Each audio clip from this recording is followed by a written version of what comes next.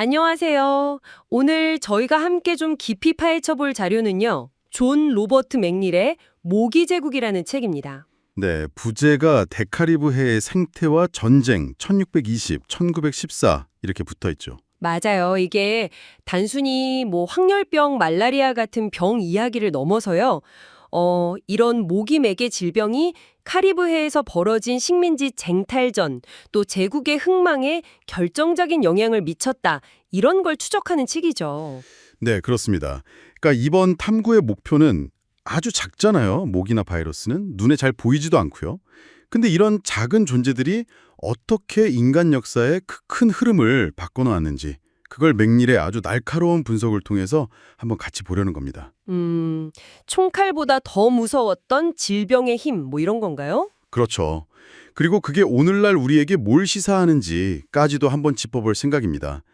그리고 저자랑 또 한국어판 번역가들이 우리 한국 독자들에게 특별히 전하는 메시지도 있거든요. 그것도 놓치지 않고 다뤄보겠습니다. 좋습니다.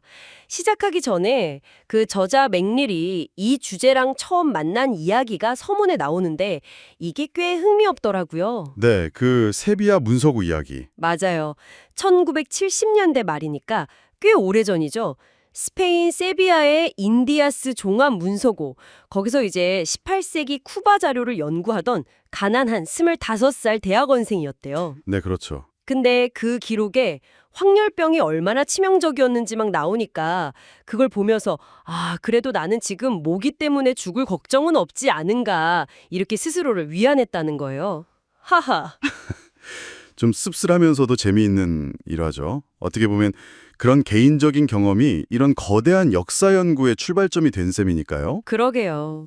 학위 논문에 일부 넣었다가 잠시 잊기도 했지만 결국은 이 주제로 다시 돌아오게 된 거죠.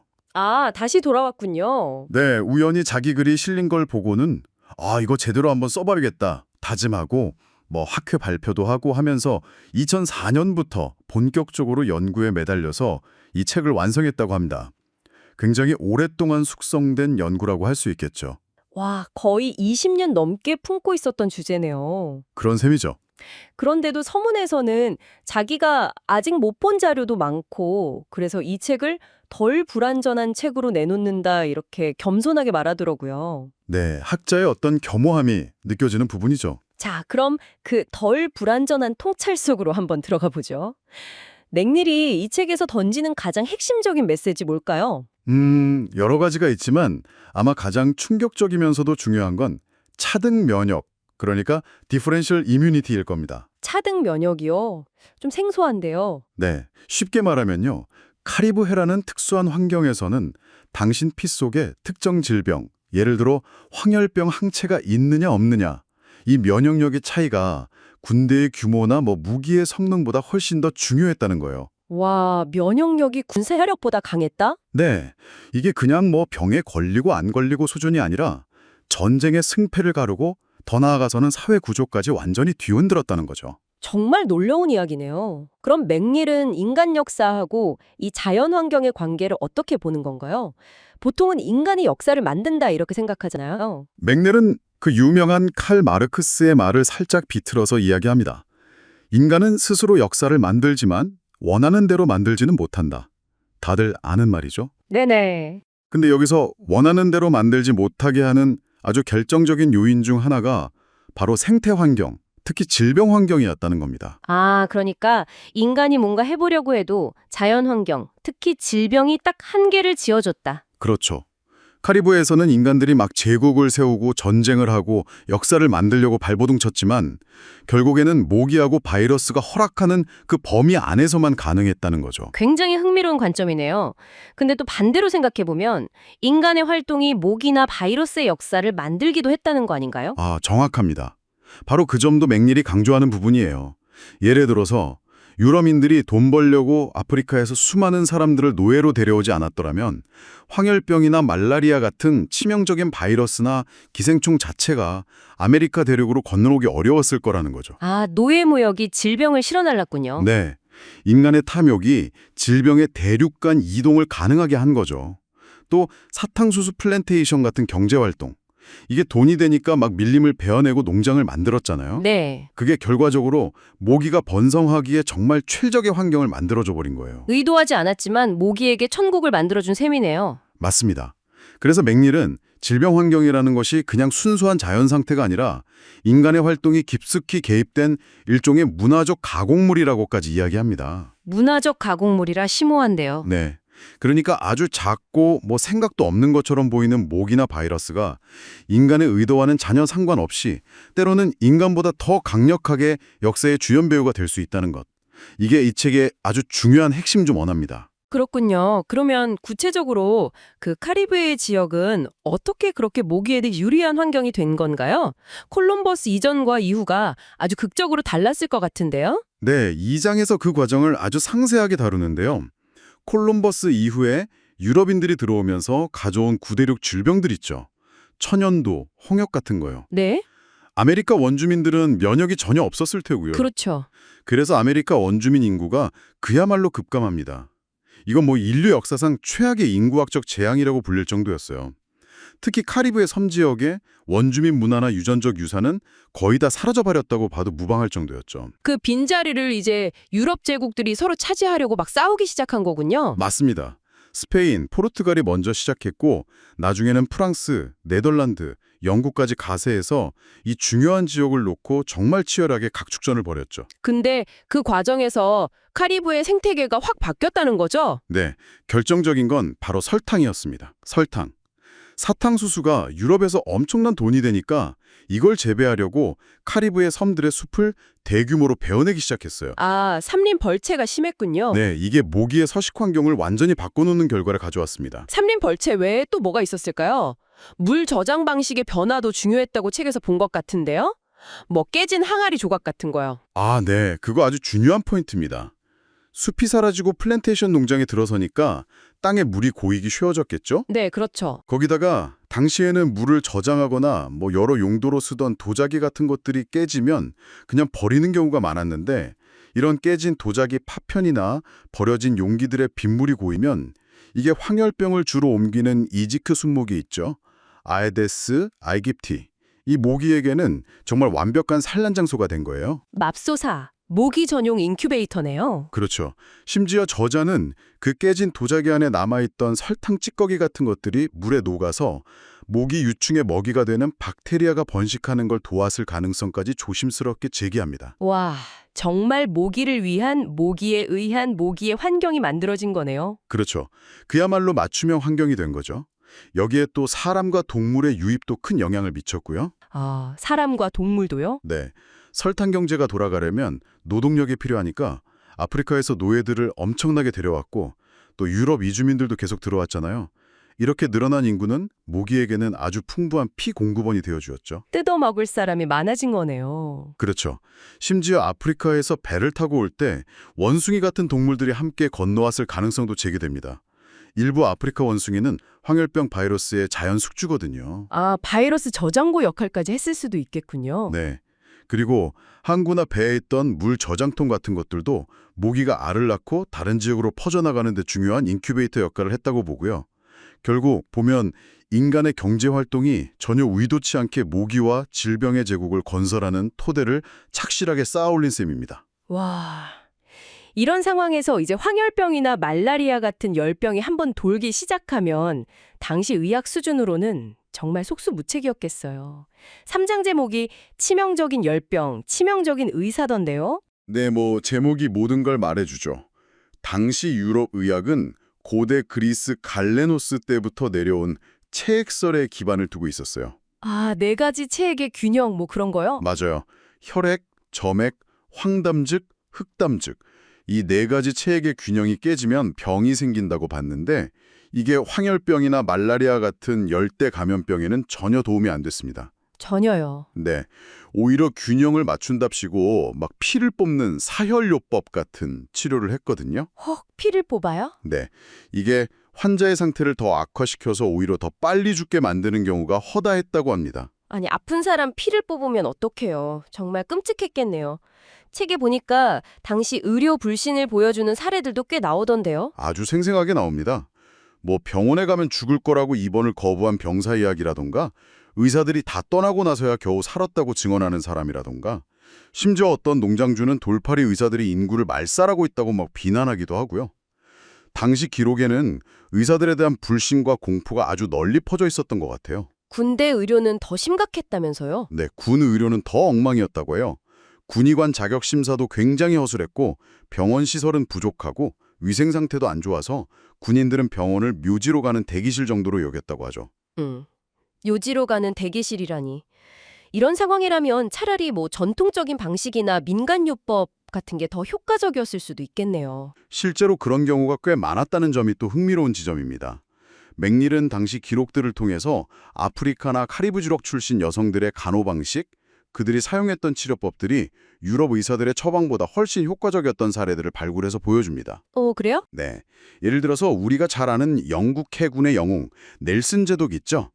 젊은 시절에 카리브해에서 심각한 병에 걸렸을 때 그를 살린 것도 또 다른 어떤 영국군 장교를 살린 것도 다 흑인 여성들의 간호 덕분이었다는 기록이 있다는 거예요. 와, 의외네요. 그렇죠. 그래서 당시 장교들이 현지에 사는 여성을 간호사나 심지어는 처로 두는 것을 이런 실용적인 이유, 그러니까 병 걸렸을 때 치료받기 위해서 이런 이유로 정당화하기도 했다는 분석까지 나옵니다. 참, 여러 가지 생각을 하게 만드네요. 질병 자체도 무서운데 엉터리 의료까지 더해지니까 그 피해가 정말 어마어마했겠군요.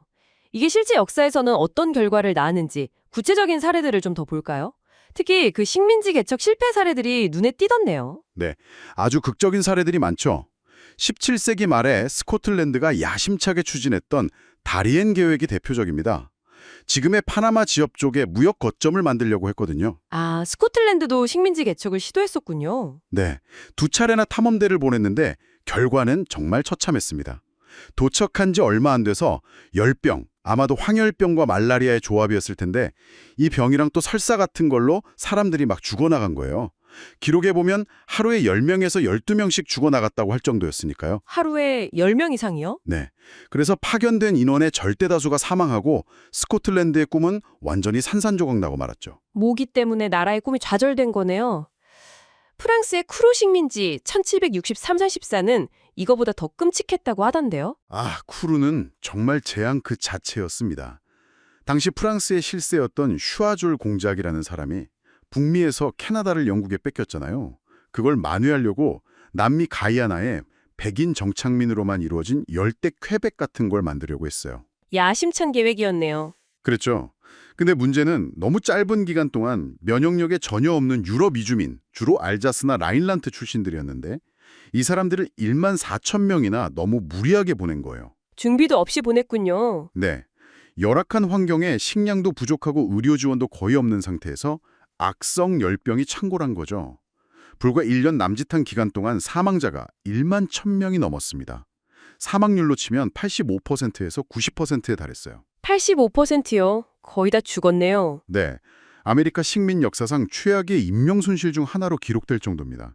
말 그대로 모기가 프랑스의 거대한 식민 계획을 완전히 파탄내버린 거죠. 이건 뭐 정착 실패 수준을 넘어서 전쟁의 승패까지 갈랐던 사례들도 아주 극적이더라고요. 특히 영국이랑 스페인이 바다에서 싸울 때요. 그렇습니다. 해상 패권 다툼에서 질병이 결정적인 역할을 한 경우가 많죠. 1741년에 영국이 당시 스페인령 아메리카의 중요 항구였던 칼타헤나를 공격했던 전투가 아주 대표적입니다. 그때 영국이 엄청난 대군을 보냈다고 들었어요. 네, 당시로서는 정말 어마어마한 규모의 원정군을 보냈습니다. 그런데 결과는 대실패였어요. 왜냐하면 전투에서 입은 손실보다 황열병 때문에 죽은 병사들이 훨씬 많았기 때문입니다. 당시 기록에는 검은 구토모를 쏟으며 죽어갔다고 묘사되어 있는데 이게 황열병의 전형적인 증상이거든요. 얼마나 많이 죽었나요? 정확한 숫자는 알기 어렵지만 적어도 1만 명 이상이 질병으로 사망한 것으로 추정됩니다. 반면에 항구를 지키던 스페인 군대는 대부분 현지 출신이거나 오랫동안 주둔해서 어느 정도 풍토병에 면역이 있었어요. 그래서 상대적으로 피해가 훨씬 적었죠. 결국 영국 해군은 질병 때문에 전투력을 거의 상실하고 대패해서 물러날 수밖에 없었습니다. 모기가 스페인 함대보다 더 강력한 방어막이었네요. 그런 셈이죠. 또 1762년에 영국이 쿠바의 아바나를 점령했을 때는 상황이 좀 달랐지만 결과는 비슷하게 흘러갔다고요. 네, 이번에는 영국군이 초반에는 아주 잘 싸워서 아바나의 핵심 요새인 엘 모로 요새를 점령하는 데 성공합니다. 정말 큰 승리였죠. 그런데요. 그런데 점령에 성공한 바로 그 직후부터 아바나의 황열병이 대유행하기 시작한 거예요. 불과 2달 사이예요. 그 당시 진행 중이던 북미 7년 전쟁 전체 기간 동안 영국군이 전투에서 잃은 전사자 수보다 더 많은 병사가 아바나에서 병으로 죽었습니다. 네, 전쟁 전체 사망자보다 많다고요. 2달 만에. 네, 질병 사망자가 4,700명이 넘었는데 전투 사망자는 300명 정도에 불과했어요. 그러니까 이건 뭐 이기긴 이겼는데 완전히 패배한 거나 다름없는 상황이었죠. 와, 정말 허무한 승리네요. 그렇죠. 맥닐은 이때 이집트 순모기가 스페인 군대보다 14배에서 15배나 많은 영국군 병사를 죽였다고 아주 구체적으로 분석합니다. 눈에 보이지 않는 이 작은 적이 얼마나 강력했는지를 정말 극명하게 보여주는 대목이죠. 당시 영국의 유명한 문인 세뮤얼 존슨이 내 조국이 다시는 그와 같은 정복으로 저주받지 않기를 하고 탄식했을 정도니까요. 정말 총보다 칼보다 모기가 훨씬 더 무서웠던 시대라는 게 실감이 나네요. 이런 질병의 엄청난 영향력은 18세기 후반과 19세기 초, 그 혁명의 시대에도 계속됐다고 봐야겠죠.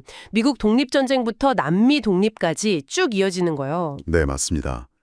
그 차등 면역의 위력은 혁명기에도 여전히, 아니 어쩌면 더 강력하게 발휘됩니다. 예를 들어 미국 독립전쟁 때 영국군이 남부 지역에서 고전했던 중요한 이유 중 하나가 바로 말라리아였다는 분석이 있어요. 말라리아 때문이요? 네.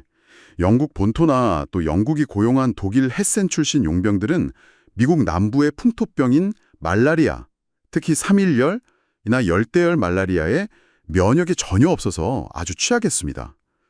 이게 남부전선에서 영국군, 특히 코널리스가 이끌던 군대의 전투력을 크게 약화시켰고 결국 요크타울에서의 결정적인 패배에도 중요한 요인이 되었다는 거죠. 독립군 측은 상대적으로 괜찮았나요? 네. 현지 출신 병사들은 어느 정도 면역이 있었으니까요. 그렇군요. 그리고 IT 혁명은 정말 이건 차등 면역이 역사를 바꿨다고 할 수 있는 가장 극적인 사례가 아닐까 싶은데요. 단연코 그렇다고 할 수 있습니다. IT혁명은 정말 질병, 특히 황열병이 없었다면 그 결과가 완전히 달랐을 거라고 봐도 과언이 아니에요. 원래 프랑스 식민지였죠? 생노맹? 네. 거기서 이제 노예들이 자유를 외치면서 대규모 반란을 일으켰는데 이걸 진압하려고 처음에는 영국군이, 그 다음에는 나폴레옹이 보낸 프랑스군이 차례로 대규모 원정군을 파견했습니다. 근데 결과는? 결과는 처참했죠. 투생 루베르튜르나 나중에 황제가 되는 데살린 같은 흑인 지도자들이 이끈 반란군은 대부분 아프리카에서 태어났거나 현지에서 태어나 자라면서 어릴 때부터 황열병 같은 풍토병에 노출되었기 때문에 상당한 면역력을 가지고 있었어요. 아, 어릴 때 앓고 지나가서 면역이 생긴 거군요. 그렇죠. 그런데 유럽에서 막 도착한 백인 군인들은 이 황열병 바이러스 앞에서는 그야말로 속수무책이었습니다. 정말 추풍 낙엽처럼 쓰러져 나갔어요. 피해 규모가 정말 어마어마했다면서요. 상상을 초월합니다. 영국군은 1793년부터 98년까지 주둔하면서 파견된 병력의 절반 이상, 적게는 5만에서 많게는 7만 명을 잃은 것으로 추정됩니다. 대부분 전투가 아니라 질병 때문이었죠. 5만에서 7만 명이요? 와. 그리고 나폴레옹이 자기 매제인 르클레르 장군에게 맡겨보낸 프랑스 원정대는 더 심각했습니다. 1802년에서 03년 사이에 약 5만 명 정도가 파견됐는데 그중에서 무려 85%, 그러니까 4만 2천 명 이상이 사망한 것으로 추정됩니다. 85% 사망률이면 거의 전멸인데요. 네, 역시 대부분 황열병 같은 질병 때문이었고 심주거 총사령관이었던 르클레르 본인마저도 황열병에 걸려서 죽었습니다. 사령관까지? 네, 결국 이렇게 되니까 나폴레옹도 더 이상 버틸 수가 없었던 거죠. 결국 IT에 다시 노예제를 도입하려던 시도를 포기하게 되고 IT는 1804년에 라틴 아메리카 최초의 독립국가로 탄생하게 됩니다. 어떻게 보면 황열병의 IT 독립의 가장 강력한 동맹군이었던 셈이죠. 정말 역사를 바꾼 모기네요. 스페인형 아메리카의 독립전쟁에서도 비슷한 양상이 나타났다고 하죠? 네, 패턴은 비슷하게 반복됩니다. 시몬 볼리바르 같은 독립영웅들이 이끈 군대도 현지 출신 병사들이 많았기 때문에 유럽 본국에서 파견된 왕당파 군대보다 황열병이나 말라리아 같은 풍토병에 훨씬 강했습니다. 특히 저지대 전투에서 유리했겠군요. 그렇죠. 특히 해안가나 저지대에서 벌어진 전투에서는 이런 면역력의 차이가 독립군에게 결정적으로 유리하게 작용하는 경우가 많았습니다. 스페인에서 대규모 증원군을 이끌고 온 모리오 장군 같은 경우도 병사들이 질병으로 계속 죽어나가니까 굉장히 고전했다는 기록이 있고요. 스페인의 막강한 군대도 질병 앞에서는 힘을 쓰지 못한 겁니다. 이후에 19세기 중후반에 벌어진 전쟁들, 예를 들면 미국 멕시코 전쟁이라던가 쿠바 독립전쟁 같은 경우에도 질병은 여전히 아주 중요한 변수였겠군요. 네, 물론입니다. 예를 들어 미국 멕시코 전쟁 때는 미군 사령관이었던 윈필드 스콧 장군이 이 질병의 위험을 아주 잘 알고 있었어요. 그래서 멕시코의 주요 항구인 베라크루스를 점령한 뒤에 황열병이 본격적으로 유행하는 계절이 오기 전에 서둘러서 고지대로 군대를 이동시키는 전략을 구사하기도 했습니다. 오, 질병을 피하는 작전을 폈군요. 그렇죠. 그리고 쿠바 독립전쟁과 그 이후의 미스페인 전쟁 때는 스페인 군대가 쿠바의 풍토병, 특히 황열병 때문에 엄청난 인명 손실을 겪습니다. 그런데 전쟁 후에 쿠바를 점령한 미군 역시 황열병과 장티푸스 같은 질병으로 큰 피해를 입게 되죠. 아, 점령군도 당했군요. 예, 바로 이 경험, 미군 스스로가 황열병으로 큰 고통을 겪은 이 경험이 결국 질병의 원인을 과학적으로 규명하려는 연구를 촉진하는 중요한 계기가 됩니다. 아, 그래서 이제 드디어 원인을 밝혀내는 단계로 넘어가는군요. 8장에서 그 이야기를 다루죠. 네, 맞습니다. 수백 년 동안 인류를, 특히 아메리카 대륙과 아프리카를 괴롭혔던 이 무시무시한 황열병의 원인이 마침내 밝혀지는 그 극적인 과정을 다룹니다. 사실 쿠바의 의사였던 카를로스 필레이라는 분이 이미 1881년에 황열병은 이집트 순모기가 옮긴다는 가설을 제시했어요. 1881년이면 꽤 이른 시점인데요. 그렇죠.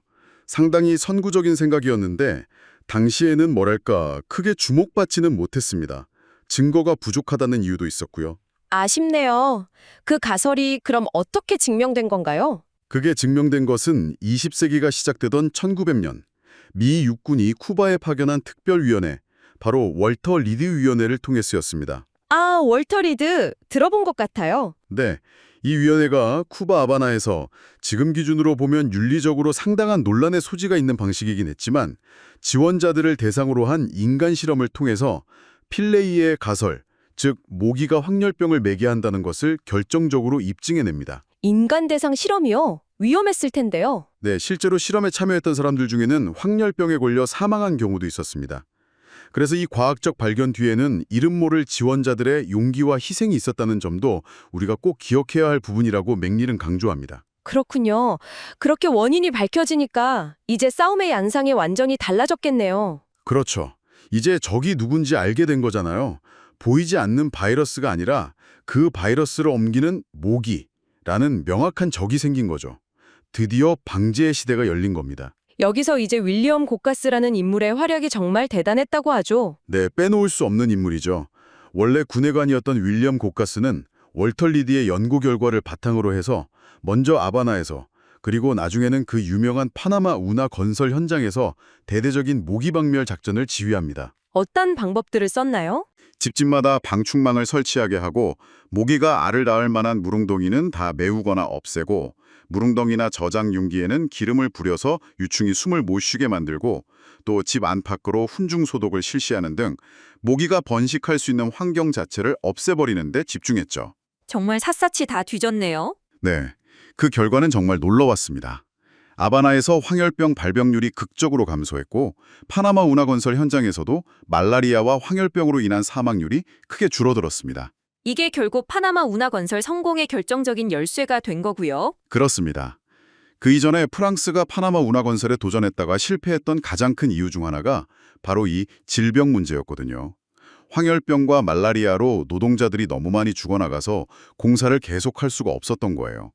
아마 2만 명 이상이 사망했을 것으로 추정됩니다. 프랑스는 모기 때문에 실패했군요. 그렇죠. 하지만 미국은 달랐습니다. 바로 이 윌리엄 고카스의 철저한 방역 작업 덕분에 질병으로 인한 사망률을 획기적으로 낮출 수 있었고 마침내 1914년에 20세기 공학의 기적이라고 불리는 파나마 운하를 완공할 수 있었죠. 이것이야말로 모기와의 전쟁에서 거둔 과학과 공중보건의 위대한 승리라고 할 수 있습니다. 와, 정말 대단한 이야기네요. 이 책의 시간적 배경이 1914년 파나마 운하 완공까지 이어지는데 맥닐이 한국어판 서문에서 한국의 상황에 대해서도 잠깐 언급을 했더라고요. 네, 맞아요. 한국 독자들을 위해서 특별히 써준 서문인데요.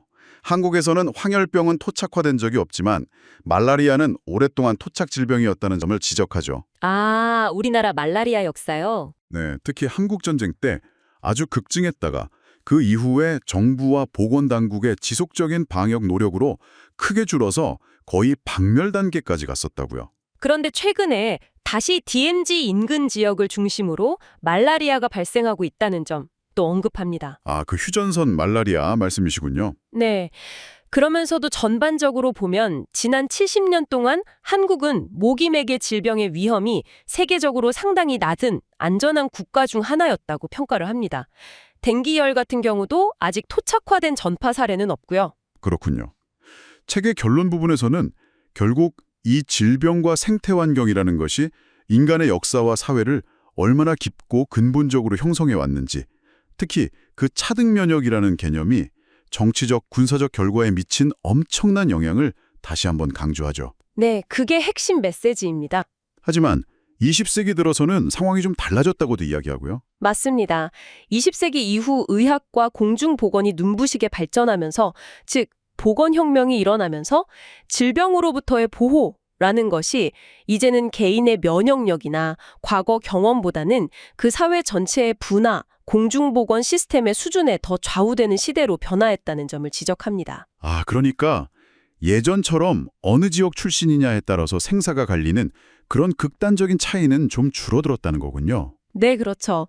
이제는 국가나 사회가 얼마나 잘 방역하고 치료하느냐가 더 중요해졌다는 의미로 볼 수 있겠죠. 그런데 이야기가 여기서 그냥 이제 우리는 안전해졌다 하고 끝나지 않는다는 점이 중요한 것 같아요.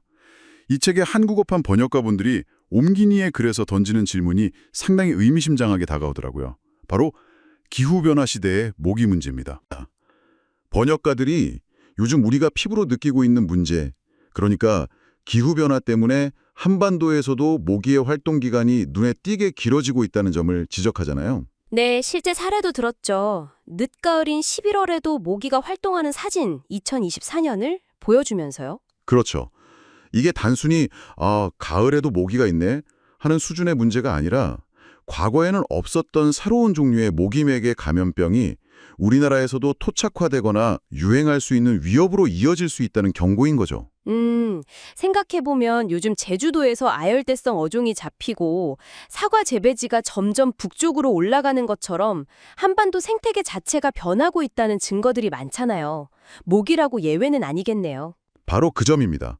기후변화가 단순히 평균 기온만 올리는 게 아니라 식물, 동물, 곤충 같은 생태계 전체의 분포와 활동 패턴을 뒤흔들면서 이게 결국 새로운 질병의 출현이나 확산 가능성을 높인다는 거죠. 코로나19 팬데믹을 겪으면서 우리가 경용했던 것처럼 야생동물 서식지 파괴나 변화로 인간의 기존에는 만나지 않았던 바이러스와 인간이 접촉할 기회가 늘어나는 것과 같은 맥락이겠군요. 정확합니다. 인수공통 감염병의 위험이 커진다는 지적과 정확히 통하는 이야기입니다. 결국 맥닐의 책이 과거 카리브해에서 모기가 어떻게 제국의 흥망성쇠를 좌우했는지를 보여줬다면 이제 우리는 기후변화라는 전혀 새로운 환경 변화 속에서 이 질병이라는 변수가 우리의 미래를 또 어떻게 만들어갈 것인가 이 질문을 던져야 한다는 거죠. 어쩌면 우리는 지금 전혀 다른 형태의 새로운 모기 제국 혹은 바이러스 제국의 시대를 맞이하고 있는 건 아닐까 하는 생각도 드네요. 충분히 가능한 시나리오고 우리가 대비해야 할 문제라고 생각합니다. 를 바꿨던 그 생생한 사례들을 통해서 현재 우리가 직면한 기후변화와 미래의 감염병 위협을 다시 한번 성찰하게 만드는 것 같습니다. 오늘 저희가 함께 살펴보니 모기 제국의 통찰이 변화하는 세계를 이해하고 또 앞으로 다가올 새로운 도전을 대비하는데 여러분께도 깊은 생각거리를 던져주었기를 바랍니다.